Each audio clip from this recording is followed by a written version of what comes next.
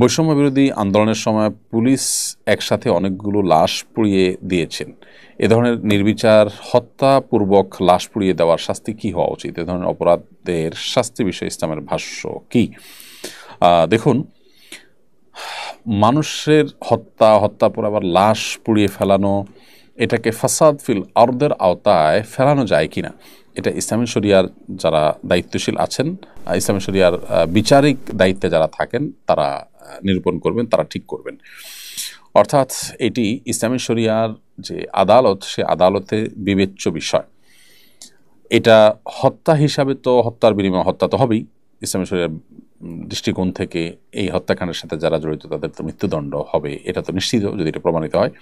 আবার সেই সাথে লাশ পুড়িয়ে সেটাকে নিশ্চিহ্ন করার চেষ্টা, ত্রাসের সৃষ্টি করা, এগুলোর কারণে ফাসাদ ফিল আরদ বা জমিনে ফাসাদ সৃষ্টি করা, জমিনে ত্রাসের সৃষ্টি করা, এই অপরাধের অধীনে শাস্তি দেওয়া যেতে পারে। সেই ক্ষেত্রে শাস্তি যেটা হবে সেটা হবে খুবই ভয়াবহ। সেটা হবে হাত এবং পাও বিপরীত দিক থেকে কাটা, অথবা দেশান্তর করা, অথবা আপনার শুলে চড়িয়ে মৃত্যুদণ্ড কার্যকর করা। খুব ভয়াবহ শাস্তির কথা বলা হয়েছে যদি ফাসাদ ফিল আরদ করে। সেখানে ফাসাদের ধরন কি, তার আপনার ক্যাটাগরি কি, ফাসাদ কোন লেভেলের পৌঁছাইছে, সেটা নির্ভর করবে সংশ্লিষ্ট আদালতের বিচারক। তো এই জন্য এই বিষয়গুলো আমরা মৌলিক নীতিমালা বলতে পারি, কিন্তু স্পেসিফিক বিধান সংশ্লিষ্ট আদালতের বিচারক ইসলামী শরিয়া অনুযায়ী বিচার যখন হবে তখন তিনি বিশ্লেষণ করে সিদ্ধান্ত দিবেন।